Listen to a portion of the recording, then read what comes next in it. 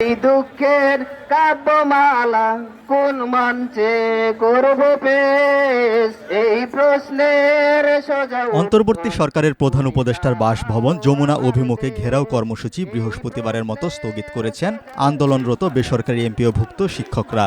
তবে দাবি আদায়ে আজ বৃহস্পতিবার বিকেলে তারা নতুন কর্মসূচি ঘোষণা করেছেন। শুক্রবার 17 অক্টোবর দুপুর 2টা থেকে অনশন কর্মসূচি পালন করার ঘোষণা দিয়েছেন আন্দোলনরত শিক্ষকরা। এর আগে দুপুরে শিক্ষকদের একটি প্রতিনিধি দল শিক্ষা উপদেষ্টা অধ্যাপক CR আবরারের সঙ্গে দেখা করেন। এ সময় তারা উপদেষ্টাকে বলেন, তাদের দাবি মেনে প্রজ্ঞাপনটা এমনভাবে করতে হবে যে এখনই শতকরা 20 ভাগের কথা উল্লেখ থাকতে হবে। তবে শিক্ষা উপদেষ্টা 5% বাড়ানোর আশ্বাস দিলে শিক্ষকরা তা প্রত্যাখ্যান করেন।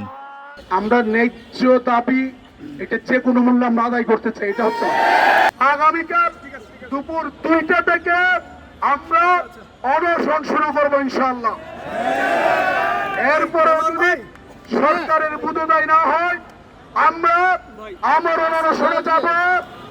বৃহস্পতিবার সকাল থেকেই শিক্ষকরা কেন্দ্রীয় শহীদ মিনারে অবস্থান করছিলেন। তারা ঘোষণা দিয়েছিলেন দুপুর 12টা পর্যন্ত দাবি মানা না হলে তারা লং মার্চ টু যমুনা কর্মসূচি শুরু করবেন। তবে সরকারকে বিকেল 5টা পর্যন্ত সময় বেঁধে দিলেও শিক্ষকদের দাবি মানা হয়নি।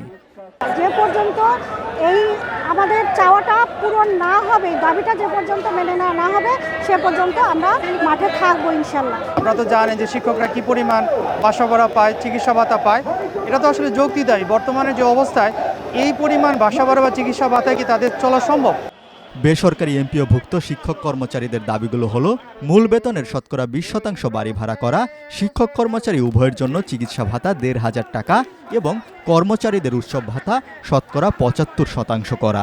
আমরা এমপিওভুক্ত শিক্ষক মোদের 20% হাউজিং দাবি, আমরা এমপিও শিক্ষক সারি মোদের 1500 মেডিকেল দাবি।